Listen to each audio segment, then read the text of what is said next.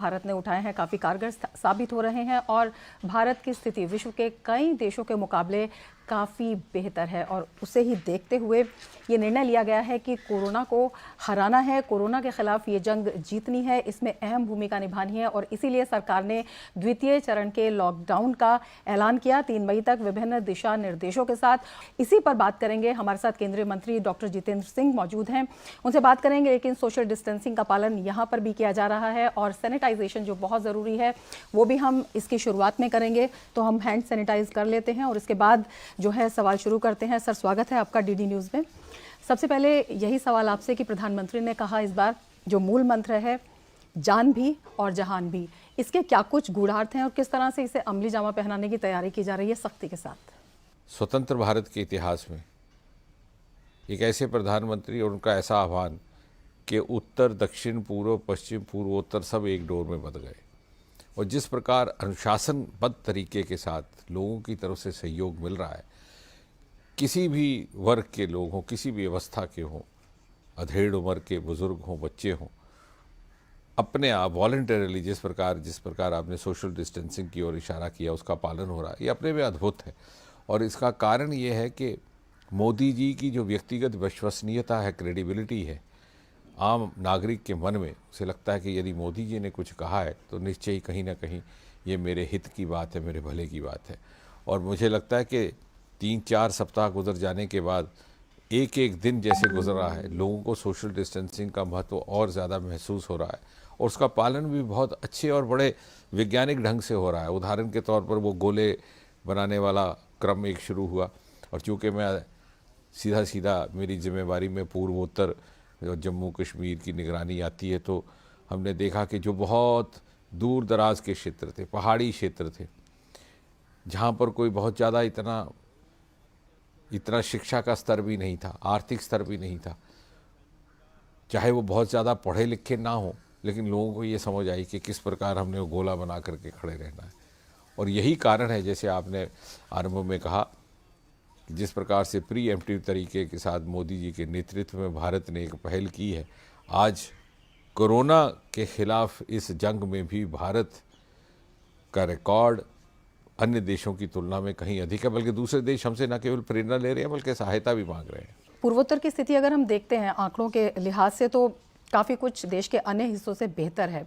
तो ये जो तैयारी थी उसका नतीजा है, जो प्रतिबंध वहाँ पर बढ़ते गए उसका नतीजा है, जो सहायता वहाँ पर उपलब्ध कराई गई उसका परिणाम है। आपको स्मरण होगा कि जब ये सरकार गठित हुई थी 2014 में, तो आरंभिक दिनों में ही प्रधानमंत्री जी ने कहा था कि मैंने दोनों भुजाओं का विकास सुनिश्चित करना और पूर्वोत्तर को दूसरे प्रदेशों की तुलना में ला करके खड़ा करना। और मुझे लगता है कि एक बार फिर से प्रमाणित हो गया कि संकट की घड़ी में, आपदा की घड़ी में भी पूर्वोत्तर के लोगों को उतना ही ध्यान, उतनी ही तवज्जो मिली है जितनी के बाकी प्रदेशों को। बल्कि मैं तो ये कहता हूँ कि आप जनमानस, आम व्यक्ति पूर्वोत्तर के किसी भी प्रदेश में चले जाइए, वो ये कहता है कि जितना सहयोग, जितनी सहायता की हमें अपेक्षा थी उससे कहीं अधिक। और आपने कार्गो सप्लाईज़ की बात की, प्रारंभ में ही 30 मार्च को ही लगभग मध्य रात्रि को 11-12 बजे के करीब एयर इंडिया का पहला कार्गो फ्लाइट वहाँ पहुँचता है और उसके उपरांत दूसरे दिन सुबह दीमापुर में एयरफोर्स की फ़्लाइट, और फिर निरंतर ये क्रम जारी रहा कल तक। और मुझे लगता है कि लगभग 150 टन तक कार्गो, मोटे तौर पे मैं आंकड़ा बता रहा हूँ, पहुँच चुका होगा। जबकि पूरे देश में यदि देखा जाए, कल मैं आंकड़े देख रहा था, तो कार्गो जो पहुंचा है भिन्न भिन्न क्षेत्रों में एयर कार्गो के माध्यम से, ये सामग्री चाहे वो मेडिकल इक्विपमेंट से या दूसरे, वो लगभग कोई 400-450 टन के बीच में। तो आप अंदाज लगाइए कि मात्र 3 या 4% जनसंख्या है पूर्वोत्तर की, पूरे भारत की जनसंख्या का हिस्सा अगर हम माने।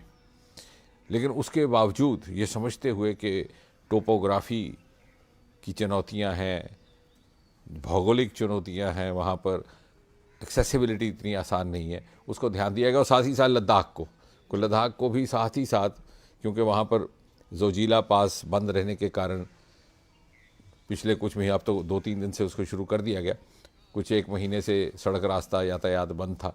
तो इन दोनों क्षेत्रों को तो कितनी संवेदन, ना केवल वैज्ञानिक ढंग से सारी इस समस्या का समाधान और इसका इसको अप्रोच किया गया, बल्कि साथ ही साथ बड़ी संवेदनशीलता के साथ। इसके अतिरिक्त जहाँ तक डोनर का मंत्रालय है, मैं समझता हूँ कि लॉकआउट की घोषणा से पहले ही हमने पूर्वोत्तर विकास संबंधी मंत्रालय में ये निर्णय किया कि अब हम अपने सारी ऊर्जा, सारा ध्यान इस आपदा की ओर देंगे। भले ही हमारा मूलतः काम था इंफ्रास्ट्रक्चर डेवलपमेंट, तो हमने क्या किया कि नेसिड हमारे पास एक north east infrastructure development scheme होती है जिसमें लगभग 500 करोड़ से अधिक होता है। तो हमने सभी प्रदेशों को कहा कि यदि आवश्यकता पड़ी तो हम नियमों में संशोधन कर लेंगे, लेकिन जो इसमें हेल्थ सेक्टर का जो कंपोनेंट है, श्रेणी है, वो आप पूरी तरह यदि कोविड नियंत्रण पर लगा दें तो हम उसके लिए आपकी सहायता करेंगे, सहयोग करेंगे। इसके अतिरिक्त तुरंत 25 करोड़ की राशि उनके डिस्पोजल पर रख दी गई कि प्रारंभ में जो उनको दिक्कतें आ रही थी, वेंटिलेटर्स उनको उपलब्ध करवाने का भी हमने काम किया। इम्फाल में, मणिपुर में 2 केस पॉजिटिव आए और उसके अगले ही दिन रिम्स अस्पताल है वहाँ पे, इंस्टीट्यूट इम्फाल में 10 वेंटिलेटर रख दिए। हालांकि परमात्मा की कृपा से वो दोनों केस नेगेटिव भी हो गए, बाद में आवश्यकता नहीं पड़ी। लेकिन मेरा कहने का तात्पर्य ये कि हमने इंतज़ार नहीं किया कि ज़रूरत पड़ेगी तो हम इनको सुविधा उपलब्ध करवाएंगे। हमने प्रीएम्प्टिव वर्स्ट एवर सिचुएशन के लिए या वर्स्ट पॉसिबल सिचुएशन के लिए भी तैयारी करके रखी। एक तो त्वरित रणनीति, उस पर कार्य करना, दूसरा जो 5500 किलोमीटर की इंटरनेशनल बॉर्डर वहाँ पर लगता है, जो सीमा है उसको सील करना, वो कितना अहम रहा, जिससे कि आवागमन जो है वो पूरी तरह से शुरुआत में ही बाधित हो गया और वहाँ पर ज़्यादा केसेस नहीं हैं। नहीं, बहुत बढ़िया बात की आपने। और जैसा आपने कहा कि लगभग 5,500 किलोमीटर का बॉर्डर है, सीमा है, जिसमें अनेकों देश आते हैं, म्यांमार, भूटान, नेपाल, बांग्लादेश। उसको पूरी तरह से सील करने का ये नतीजा हुआ क्योंकि पहले हमारा बड़ा पोरस बॉर्डर था, विशेषकर म्यांमार और मणिपुर और नागालैंड के साथ आना जाना भी लोगों का रहता था, और एक प्रावधान भी है कि 20 किलोमीटर के भीतर आवाजाही हो भी सकती है, उसको बंद कर दिया। नेपाल के बॉर्डर को तुरंत प्रारंभ में ही लॉकडाउन से बहुत समय पहले पूरी तरह सील कर दिया गया। उसका परिणाम आपके सामने है, सिक्किम में एक हुई केस पॉजिटिव नहीं हुआ। अन्यथा कुल मिलाकर के हम अगर देखें तो दूसरे प्रदेशों की तुलना में यहाँ पर स्थिति काफ़ी अधिक नियंत्रण में रही है, और उसका कारण भी यही है, ceiling of borders, pre-emptive availability of medical equipments and एक बहुत अहम बात जिसका शायद कभी कभी उल्लेख नहीं आता कि लोगों में स्वयं भी एक अनुशासन का स्वभाव है कि पूर्वोत्तर के लोग बहुत ही सभ्य हैं, सिविलाइज्ड हैं, डिसिप्लिन्ड हैं। यदि उन्हें कोई समझाया जाए तो वो समझते हैं, और यदि उनको नहीं समझ में आए तो वो आपके साथ तर्क करेंगे। तर्क करके जब वो समझ जाएंगे तो फिर उसका पालन बड़े अनुशासन और बड़े ही शिष्टाचार और सभ्यता के साथ करते हैं। और उसका ये नतीजा है कि मुझे लग रहा है कि आने वाले समय में जैसे नॉर्थ ईस्ट के विकास को लेकर के पिछले 5 वर्षों में कहा जा सकता था कि नॉर्थ ईस्ट एक डेवलपमेंट मॉडल बन के ऊपर आया है, जिस प्रकार क्रांतिकारी वहाँ बदलाव आया था मोदी जी के नेतृत्व में, इसी प्रकार कोविड का ये युद्ध जब समाप्त होगा तो नॉर्थ ईस्ट अपने में इस तरह का एक मॉडल साबित होगा। चैलेंजेस की आप बात कर रहे थे, जब तुरंत निर्णय लेना हुआ इस पर, तो किस तरह की चुनौतियां सामने थी और उसके लिए किस तरह से रणनीति बनाई गई, किस तरह से विभिन्न आधार तय किए गए? जब पहला केस डिटेक्ट हुआ है विश्व स्तर पर, तो उस समय मेघालय में भी एक बहुत बड़ा फेस्टिवल चल रहा था, तो किसी को इस प्रकार की कल्पना नहीं थी कि अब इसमें कुछ संयम बरतना पड़ेगा या नियंत्रण करना पड़ेगा। लेकिन मुझे इस बात की प्रसन्नता है और संतोष भी है कि हमने मेघालय के मुख्यमंत्री और उनके प्रशासन के साथ मैंने स्वयं चर्चा की और मैंने कहा कि आपने मुझे भी निमंत्रित किया है, तो आपकी बहुत बड़ी कृपा। लेकिन हम ये चाहेंगे कि इसको उतनी बड़े मात्रा में इसकी सेलिब्रेशन और इस तरह का ना हो, क्योंकि भले, और ये बहुत संवेदनशील बात थी क्योंकि वो बहुत सेंसिटिव हैं अपने त्योहारों के बारे में, तो धीरे धीरे उन्हें मोटिवेट किया गया। उन्होंने बहुत बड़ी मात्रा में इसकी तैयारी की थी। इवेंट कंपनीज और इवेंट मैनेजमेंट एजेंसीज उनकी दिल्ली से और अन्य शहरों से बेंगलुरु तक से पहुंची हुई थी। उन सबको समझा करके, कन्विंस करके टोन डाउन किया, और धीरे धीरे उनको लगा कि यदि हम बचे हुए हैं तो इस कारण कि हमने शुरू से ही अपने अनुशासन का पालन प्रारंभ कर लिया था, और उन्हें इस बात की अहमियत और इसके महत्व को भी समझने में आसानी हुई। बिल्कुल। और जब हम बात करते हैं जम्मू कश्मीर की, लद्दाख की बात करें तो वहाँ पर स्थितियाँ काफ़ी हद तक नियंत्रण में हैं, लेकिन जम्मू कश्मीर की अगर बात करते हैं वहाँ पर किस तरह से व्यवस्था की जा रही है कि इस पर नियंत्रण करें? कितनी जो राहत सामग्री है वो वहाँ तक पहुँचाई गई है? क्योंकि लॉकडाउन वहाँ पर भी कई जगह रेड जोन्स बनाए गए हैं, तो वो आपूर्ति बाधित ना हो, साथ ही जो मेडिकल चिकित्सकीय आवश्यकताएं हैं उनकी पूर्ति हो। और लद्दाख और जम्मू कश्मीर 2 केंद्र शासित प्रदेशों का जहाँ तक संबंध है, विडंबना ये है कि आरंभ में लद्दाख की चिंता हुई थी, सारे देश में चिंता होने लगी कि यकायक वहाँ पर 8-10 केस हो गए और फिर जाकर के 13 हो गए, अब तो 15 तक भी पहुँच गया। तो हुआ क्या था कि वहाँ से कुछ एक लोग ईरान यात्रा करने गए थे, जब वो लौटे तो अधिकतर वो कारगिल ज़िला के थे और उस समय बहुत बड़ी चिंता हुई कि साहब ये तो अभी बाकी प्रदेशों में उस तरह की मात्रा में सामने इस तरह के केसेस नहीं आ रहे थे। लेकिन धीरे धीरे धीरे वहाँ पर जिस प्रकार से नियंत्रण पा लिया गया, और उसके लिए बधाई के पात्र हैं वहाँ के प्रशासक, वहाँ के लेफ्टिनेंट गवर्नर, बड़े अनुशासनबद्ध तरीके से धीरे धीरे उस पर नियंत्रण हो गया। अब एक आध दिन पहले हमें एक और पॉजिटिव केस मिला है, वरना कुल मिलाकर के मुझे लगता है आने वाले ही कुछ एक दिनों में कारगिल का ज़िला जो है वो पूरी तरह कोरोना फ्री डिक्लेयर हो जाएगा, जो कि इत्तेफाक से one of the first districts in the country था जहां कोरोना पॉजिटिव हमें दिखने शुरू हुए। कुल मिलाकर के 3 ज़िले ऐसे थे जम्मू कश्मीर में जिनको रेड में लाया गया था। एक राजौरी का, जहां से पहला तबलीगी केस जो पॉजिटिव पाया गया था, जिसकी बाद में मृत्यु हो गई, वो एक मांझा कोट वहाँ गांव है राजौरी ज़िले में, वहाँ का रहने वाला था। तो एक वो ज़िला, एक उधमपुर का और एक बांडीपुरा कश्मीर घाटी का। धीरे धीरे अब वो भी नियंत्रण में आ गया, और इसलिए कि वहाँ के ज़िला प्रशासकों ने भी बहुत ज़्यादा सहयोग किया। यंग वहाँ पर कलेक्टर डीसीज थे। इस प्रकार का लॉकडाउन हुआ कि देहातों के बीच की गलियाँ, छोटी छोटी पथरी गलियाँ जो हैं, वहाँ पर भी लोगों ने आवाजाही बंद की। और मोटिवेशन का ये आलम कि एक समय आया कि जब महिलाएं स्वयं लाठियाँ लेकर के बाहर आई और बोली हम गश्त देंगे, अगर कोई युवा बाहर निकलते हैं तो हम उनको रोकेंगे। इसके अलावा जो कॉन्टैक्ट ट्रेसिंग थी वो बहुत ज़रूरी थी इसके कम्युनिटी ट्रांसमिशन को रोकने के लिए, तो वो काम वहाँ पर कितनी बेहतरी से हुआ? नहीं, बहुत अच्छी बात पूछी आपने, और मुझे लगता है ये सबके लिए भी साझा करने लायक है कि इसमें बड़ा एक संवेदनशीलता का तत्व था, एलिमेंट ऑफ सेंसिटिविटी। शुरू में क्या हुआ, जैसे ही लॉकडाउन हुआ, और विशेषकर ये कठुआ का जिला चूँकि बॉर्डर का जिला है, तो बहुत भारी संख्या में छात्र आना चाहते, विद्यार्थी आना चाहते थे कि हम जाके अपने परिवारों के साथ जुड़ जाएँ, और स्वाभाविक था कि वो लखनपुर और कठुआ से होते हुए जाते थे। और कुछ एक पता चला कि कुछ बालक छिप करके निकल जाते थे, खेतों से होकर के आगे चले जाते थे। फिर हमने जब उनको ट्रेस किया तो मेरी स्वयं उनसे बात होती थी। लगभग हम दिन में 400 लोगों से टेलीफोन पे बात करते हैं, वीडियो कॉन्फ्रेंसिंग करते हैं सभी प्रशासकों के साथ। तो मैंने उनसे कहा कि बेटा तुम तो निकल आए और तुम्हें होगा भी कुछ नहीं, तुम तो इतने हट्टे कट्टे हो के खेत लांग करके आ गए, लेकिन अब घर में दादाजी का वो उनको दिक्कत होगी, तो उसका नतीजा ये हो कि वो बच्चा भी थोड़ा सा सावधान हो गया और उसके बुज़ुर्ग भी सावधान हो गए कि हमसे गलती हुई है। बच्चे के ममता के चलते से विवश होकर के हमने इसको इस तरह से घर से आने दिया। तो इस तरह से फिर माता पिता वालिदैन का भी सहयोग हमें प्राप्त होने लगा। बच्चों को फ़ोन करेंगे, लगभग कंट्रोल रूम जो होम मिनिस्ट्री में बनाया गया अमित शाह जी के नेतृत्व में, वो भी एक बधाई का पात्र है। लगभग 3000 वहाँ पर निवारण होते हैं। हमारे पास जो ग्रीवेंस सेल है, हमने अलग से पोर्टल बनाया है कोविड के लिए, अपने जो हमारा सीपी ग्राम का, उसमें अब तक लगभग 9000 ग्रीवेंसेस को रिस्पॉन्ड किया गया है। तो उनको समझाने का एक क्रम प्रारंभ हुआ कि आप जहाँ हैं वहाँ रुकिए।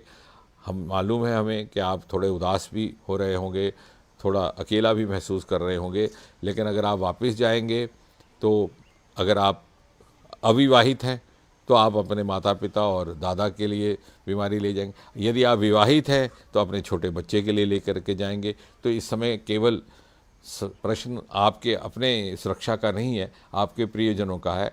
और वहाँ पर उनकी व्यवस्था के लिए जहाँ जहाँ से हमने हेल्पलाइंस तैयार की हैं, मुझे कहने में बड़ी तसल्ली है कि पूर्वोत्तर के महत्व को देखते हुए पूर्वोत्तर के लिए एक एक्सक्लूसिव हेल्पलाइन बनाई गई 1944, जो यूनिवर्सल हेल्पलाइन है, जबकि बाकी देश के लिए जम्मू कश्मीर और लद्दाख जिसमें इंक्लूडेड है 1930। इसके अतिरिक्त अपनी अपनी हेल्पलाइंस अलग, जम्मू कश्मीर ने अलग बनाई, लद्दाख ने अलग बनाई, पूर्वोत्तर के हर एक प्रदेश ने अलग बनाई। इसके अतिरिक्त ज़िला स्तर पर अलग, जम्मू कश्मीर के ज़िलों में अलग अलग हेल्पलाइंस बनाई गई हैं। अभी केंद्र सरकार ने निर्णय लिया है, जो अभी 3 मई तक लॉकडाउन रहेगा, उसमें कृषि और बागवानी क्षेत्र, इनको छूट दी गई है कि सोशल डिस्टेंसिंग का पालन करते हुए वहाँ पर काम कर सकते हैं, चाहे बागवानी से संबंधित लोग हों, मनरेगा के वर्कर्स हैं, उनको वहाँ पर लाभ मिलने वाला है। तो जम्मू कश्मीर की जब हम बात करते हैं तो कृषि का, बागवानी का और मनरेगा का काफ़ी कुछ वहाँ पर असर दिखाई देता है। तो किस तरह से वही जान भी और जान भी बचाई जा रही है और जहान भी एक तरह से बचाया जा रहा है। वहाँ का एक बाईपोलर सा दृश्य है। अब ये जो मैदानी इलाका है प्लेन का, जो पंजाब के साथ लगता है, जिसमें कठुआ है, सांबा है, जम्मू का भी क्षेत्र है, वहाँ पे तो कटाई का मौसम है। और ये जो बैसाखी हो गई 13 तारीख को, तो इस त्यौहार का महत्व ये होता है कि हार्वेस्टिंग सीज़न शुरू हो जाता है। तो वहाँ फार्मिंग सेक्टर का अर्थ ये रहेगा कि कटाई करनी। जो पहाड़ का क्षेत्र है, जब हम आगे चले जाते हैं, उदाहरण के तौर पर रियासी ज़िला के जो पहाड़ी क्षेत्र हैं, कश्मीर घाटी में कुपवाड़ा है, दूसरे क्षेत्र हैं, वहाँ बुहाई का है, वहाँ बीज पहुँचाना। तो दोनों अलग अलग किस्म की, यहाँ पर जो उगा हुआ फसल है उसको काटना, वहाँ पर नई फसल लगाने के लिए बीज उपलब्ध कराना, और बीज उपलब्ध करवाने के लिए भी बाहर से कुछ ना कुछ यातायात का साधन चाहिए। तो मुझे विश्वास है कि 20 तारीख के बाद हम उसका भी कुछ ना कुछ आयोजन कर पाएंगे। धीरे धीरे उसके ऊपर एक्सरसाइज सभी जिलों ने प्रारंभ कर दी है कि how to go about with इट। जम्मू कश्मीर की जब हम बात करते हैं तो एक और संवेदनशील मामला वहाँ पर सामने आता है। प्रशासन के साथ साथ वहाँ पर जो सुरक्षा बल हैं वो भी जागरूकता भी कर रहे हैं, ज़रूरतमंदों को वहाँ पर जो तमाम ज़रूरी सामान है वो मुहैया करा रहे हैं। इसके अलावा एक और ख़तरा वहाँ पर जो रिपोर्ट्स आई थी कि आतंकवादी भी इस आपदा की आड़ में भी चैन से नहीं बैठे और इसका फ़ायदा उठाना चाहते हैं, तो उन पर भी कंट्रोल करना कितनी महत्वपूर्ण उनकी भूमिका। बहुत अच्छी बात कही आपने। ये तो एक दुर्भाग्यपूर्ण बात है कि इस वातावरण में भी पाकिस्तान की ओर से शरारत में कोई कमी नहीं आई और इतना नुकसान भी हुआ। कुछ हमारे सैनिक इसमें शहीद भी हुए हैं पिछले कुछ एक दिनों में। लेकिन जहाँ तक हमारे सुरक्षा बलों का संबंध है, मुझे लगता है कि जिस प्रकार की, मैं तो सदा ये कहा करता था कि देश और राष्ट्र ऋणी है सुरक्षा बलों के प्रति। आज से नहीं, कई सालों से कहता हूँ, और मैं कह रहा था, ये भी कहता हूँ कि अगर किसी सुरक्षा बल या सुरक्षा कर्मी के खिलाफ कोई उंगली उठाता है तो इतना घोर पाप है जिसका प्रायश्चित परमात्मा भी नहीं करवा सकता। आज एक बार फिर से ये बात साबित हुई और मैंने उस दिन ट्वीट भी किया। CRPF के जवान जा करके लोगों को मास्क पहुंचा रहे, उनको भोजन पहुंचा रहे। तो मैंने ट्वीट किया कि CRPF in Kashmir fighting militancy and corona simultaneously. तो एक और आपको वो हथियारबंद हमलावर से बचाते हैं और दूसरी ओर आपको खाना खिलाते हैं, आपदा से भी बचाते हैं। और ये काम केवल भारत की सेना कर सकती है। नॉर्थ ईस्ट की आपने बात की, हेल्थ इंफ्रास्ट्रक्चर को मजबूत करने के लिए सभी राज्यों से 6 अप्रैल को प्रपोजल्स भी मांगे गए थे।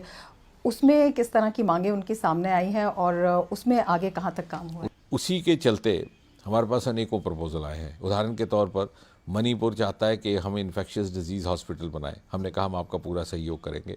उसका ये नतीजा होगा कि आज कोविड के बहाने एक इन्फेक्शियस डिजीज़ के लिए एक अलग सा डिजिग्नेटेड अस्पताल बन जाएगा। कल कोई और भी किसी बीमारी के उपचार के लिए काम आ सकता है। इसी प्रकार मेघालय ने कहा है कि हम अपना इंफ्रास्ट्रक्चर जो इमरजेंसी केयर के लिए है, वेंटिलेटर्स इत्यादि की दृष्टि से, उसमें हम बढ़ोतरी लाना चाहते हैं, इम्प्रूवमेंट लाना चाहते हैं। तो हमने उनको भी प्रपोज़ल, उनका भी हमारे पास पहुंच गया है। इसी तरह से मिज़ोरम ने भी कहा है कि हम क्रिटिकल हेल्थ केयर के अपने इंफ्रास्ट्रक्चर को डेवलप करना चाहते हैं। तो मुझे लगता है कि एक और कोविड के बहाने जिस चुनौती का एहसास हुआ कि यदि आज कोविड है तो कल किसी और स्वास्थ्य चुनौती का सामना करना पड़ सकता है, तो उसके लिए हमें पहले से तैयारी रखनी हो। और जैसे मैंने कहा कि पूर्वोत्तर के लोग बहुत जागरूक हैं, तो उनके ध्यान में ये चीज़ आई और जब हमने उनको राशि उपलब्ध करवाने की बात की तो प्रपोजल्स हमारे पास एक के बाद एक आने प्रारंभ हो गए हैं। मुझे लगता है आने वाले समय में Covid as a fall out of Covid, in the aftermath of Covid, बहुत बड़ी मात्रा में एक अच्छा हेल्थ इंफ्रास्ट्रक्चर डेवलप हो जाएगा। आपसे बात जारी रहेगी, लेकिन फिलहाल कार्यक्रम में वक्त है एक ब्रेक का। आप देखते रहिए TG न्यूज़।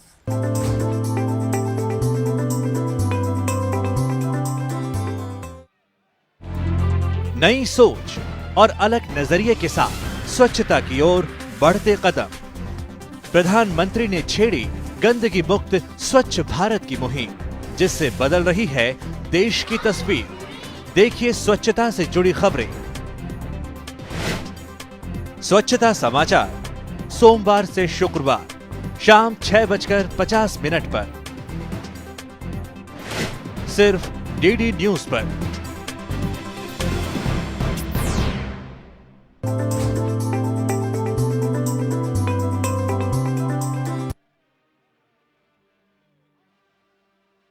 ब्रेक के बाद फिर से आपका स्वागत है। खास मुलाकात में हमारे साथ डॉक्टर जितेंद्र सिंह मौजूद हैं। उनसे हम बात कर रहे हैं किस तरह से मॉनिटरिंग की जा रही है, किस तरह से इस आपदा के निपटने की तैयारी है। सर, हम जब आपदा के निपटने की तैयारी की बात करते हैं, तैयारी की एक नई संस्कृति की बात अभी आपने कही, और उसी के मद्देनजर सभी राज्यों की समीक्षा हो रही है। पूर्वोत्तर जम्मू कश्मीर में अच्छा काम हुआ है, लेकिन एक नेशनल आपने डैशबोर्ड लॉन्च किया, मॉनिटरिंग डैशबोर्ड, उसका कितना फ़ायदा देखने को मिला? मुझे खुशी है कि आपने ये विषय भी छेड़ा, क्योंकि ये जो दूसरे विभाग हमारे साथ संबंधित हैं, डीओपीटी का, एआरपीजी का, पेंशन्स का, और यूपीएससी के साथ हम समन्वय के साथ काम करते हैं, उन्होंने भी कोविड के इस चुनौती के चलते एक बड़ी अहम भूमिका निभाई है। जैसे कि आपने डैशबोर्ड की बात की, तो नेशनल मॉनिटरिंग डैशबोर्ड पहली बार डीओपीटी की ओर से लॉन्च किया गया, और उसमें एआरपीजी की ओर से जो हमारे पास एग्जिस्टिंग सीपी ग्राम पोर्टल है, उसमें एक अलग विंडो रख दी कोविड की, यानी कोई कोविड रिलेटेड ग्रीवेंस उस पोर्टल में डालता है तो ऑटोमेटिकली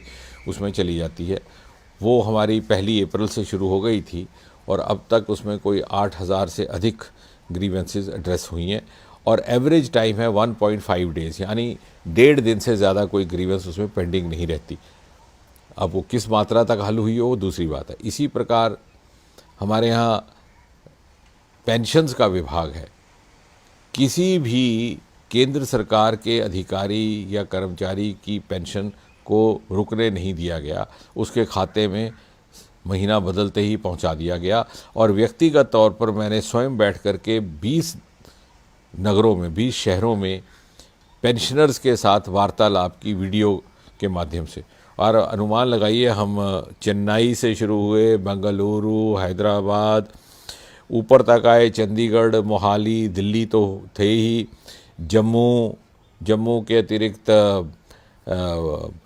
जयपुर, ग्वालियर, पुणे, मुंबई, हर शहर में पेंशनर्स को बिठा करके उनकी जो चिंताएं थी उसका निवारण किया। और यही नहीं, क्योंकि हमें ये एहसास था कि ये एल्डर सिटीजन्स का वर्ग रहता है, तो साथ में हमने डॉक्टर गुलेरिया को भी बिठा लिया, जो हमारे एम्स के डायरेक्टर हैं और पल्मोनरी मेडिसिन के विशेषज्ञ माने जाते हैं इस कोविड बीमारी को लेकर के। और उनके माध्यम से भी यदि कोई चिकित्सा संबंधी या कोविड संबंधी कोई आशंकाएं थीं, उसको अभी निवारण करने को, दूर करने का प्रयास किया। इसके अतिरिक्त आपने ये बात छेड़ी है, तो आपके माध्यम से एक बात और स्पष्ट हो जाए। बहुत समय से सोशल मीडिया पर और दूसरे तरह से हमारे पास दूसरे माध्यमों से युवाओं की ओर से आ रहे थे कि साहब यूपीएससी का इम्तहान है, कैसे होगा, हमारा आईएएस का सिविल सर्विसेज का इंटरव्यू था वो रुक गया, प्रीलिमिनरी होने वाला था, उसकी तारीख क्या होगी। अब स्वाभाविक है कि जब तक इस प्रकार की स्थिति है तो कुछ हो नहीं सकता, लेकिन फिर भी बच्चों में चिंताएं रहती हैं, और जो बहुत पढ़ने वाले लिखने वाले बच्चे हैं वो अपना टाइम टेबल बनाने के लिए चिंतित होते हैं। तो हमने आज से 2 दिन पहले, बल्कि परसों ही, यूपीएससी ने एक सर्कुलर निकाल करके ये स्पष्ट किया कि लॉकडाउन के बाद ही होगा जो होगा, और हम आपको तारीख निर्धारित करके पर्याप्त समय भी दे देंगे। इसी प्रकार आज नहीं तो कल निश्चित तौर पर जो स्टाफ सिलेक्शन कमीशन है उनकी ओर से भी इसी प्रकार की एक नोटिफिकेशन आ जाएगी। तो आपके माध्यम से हम युवाओं को भी ये सुनिश्चित करें कि जो उनकी परीक्षाएं होने वाली हैं, कुछ एक थे आईएएस का प्रीलिमिनरी दे चुके थे, अब फाइनल जिसको हम कहते हैं पर्सनैलिटी टेस्ट, जिसमें इंटरव्यू इत्यादि आता है, तो वो रोकना पड़ा हमें, यकदम ये आपदा सामने आ गई।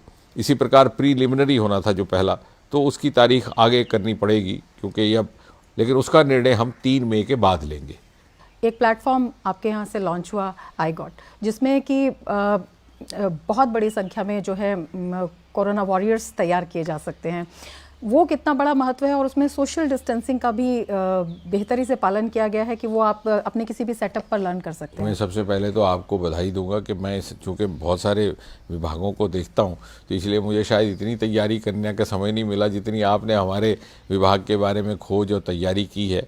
और बहुत बहुत धन्यवाद कि आपने इस बात को भी ध्यान में लाया जो छूट गई थी कि आई गॉट का हमारे पास एक प्लेटफॉर्म था ऑफिसर्स के लिए, आईएएस ऑफिसर्स के लिए दिखता है, जिसमें अनेक तरह के कोर्सेज समय उसको हमने इस आपदा के चलते उसमें एक ऑनलाइन कोविड कोर्स इंट्रोड्यूस किया है, जो अवेयरनेस कोर्स है, जिसमें आपने कहा कि वो आम अधिकारी भी कोविड रिलेटेड विषयों का समाधान भी कर सकता है, निवारण भी कर सकता है। दूसरे शब्दों में जैसे आपने कहा, वो कोरोना वॉरियर के तौर पर भी तैयार हो सकता है। और इस अनुभव से मुझे लगता है आने वाले समय में हम इसका और ज़्यादा उपयोग कर पाएंगे। इसमें भी हमें इसकी भी क्षमता और अभ्यास आ जाएगा, और बड़ा सफल रहा है। उसमें पहले ही दिन सैकड़ों की संख्या में ऑफिसर्स ने उसमें एंट्री हासिल की है। मैं आपसे भी यही पूछना चाहेंगे, जिस तरह से आरोग्य सेतु ऐप है, कितनी ज़रूरी है ये ऐप और आम जन से क्या अपेक्षा है? आरोग्य सेतु ऐप का जैसे आपने कहा, अब धीरे धीरे सबको महत्व समझ आ ही गया, तभी तो केवल 12-13 आज ही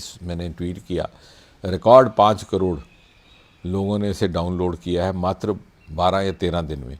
एक तो प्रधानमंत्री का आह्वान था, उसका भी जादू था। दूसरा, मैं तो कहता हूं कि प्रधानमंत्री जी में स्वयं जो साइंटिफिक टेम्पर है वो लोगों में भी आ गया। उनको भी समझ आया कि देखिए क्या अद्भुत ये वैज्ञानिक जगत का एक करिश्मा है कि उसके माध्यम से अगर आपके आजू बाजू में कोई पॉजिटिव कोरोना हो तो आपको उसका कहीं ना कहीं इंडिकेशन मिल जाता है। तो इतनी अच्छी सुविधा अगर यदि है उपलब्ध ऐसे समय में, तो क्यों ना उसका भरपूर या पर्याप्त लाभ उठाया जाए। उस दृष्टि से भी लोगों को मोटिवेशन हुआ है। और मैं तो आपके माध्यम से भी कहूँगा कि हर व्यक्ति को चाहिए, और विशेषकर जो कि मैंने पहले ही दिन, जिस दिन ये इंट्रोड्यूस हुआ था, तो मैंने पूर्वोत्तर के सभी मुख्यमंत्रियों को, कलेक्टर्स को व्यक्तिगत तौर पर फ़ोन किया, वहाँ के एसएसपीज़ को, कि आप तुरंत पहले तो पुलिस कर्मियों को कहिए, क्योंकि जो लोग हाई रिस्क पर हैं, या डॉक्टर्स को कहिए कि वो तो तुरंत इसको डाउनलोड करें। और अब मुझे खुशी है कि आम लोगों में भी इसकी समझ आने लगी है। प्रधानमंत्री ने आयुष मंत्रालय के जो उपाय हैं उन पर भी अमल करने पर जोर दिया, क्योंकि हमारी प्राचीन आयुर्वेदिक जो भी पद्धतियां हैं उसमें उसके पीछे का मंत्र ये है कि चूंकि ये एक वायरल डिजीज़ है और कोई स्पेसिफिक इसका ट्रीटमेंट उस तरह का नहीं है, तो इम्यूनिटी बिल्डिंग मेजर्स जो हैं वो सदा काम आते हैं। उसमें भले ही हाइजीन है, सफाई रखना है, और इसी तरह आयुष में कुछ एक ऐसी औषधियाँ उपलब्ध है जिससे आपके बॉडी का रेजिस्टेंस स्तर बढ़ता है, और उस पर बल दिया जाए, वो सरकार का प्रयास रहा है। और उसका भी वितरण आम लोगों में अब किया जा रहा है। आम जन को आप डीडी न्यूज़ के माध्यम से क्या कहना चाहते हैं? सबसे पहले तो अगर आम मानस को कोई सजेशन देनी है डीडी न्यूज़ के माध्यम से, तो ये कहूँगा कि आप डीडी न्यूज़ निरंतर, लगातार और पूरे अनुशासन के साथ रोज़ सुबह शाम सुनिए, क्योंकि बहुत सी अनावश्यक जो सूचनाएं हैं उससे बचने का काम दूरदर्शन के माध्यम से होता है। और दूरदर्शन ने जिस प्रकार की भूमिका निभाई है पिछले कुछ एक समय से, इस आपदा के आने से पहले ही और विशेषकर इस आपदा के दौरान, एक authentic source of verifying news बन करके दूरदर्शन सामने आया है। और इसलिए मुझे लगता है कि आने वाले समय में जब हम मंथन करेंगे, इंट्रोस्पेक्शन करेंगे इस चुनौती से गुजर जाने के बाद, तो कहीं ना कहीं दूरदर्शन न्यूज़ का भी नाम आएगा। शुक्रिया हमसे बात करने के लिए। धन्यवाद।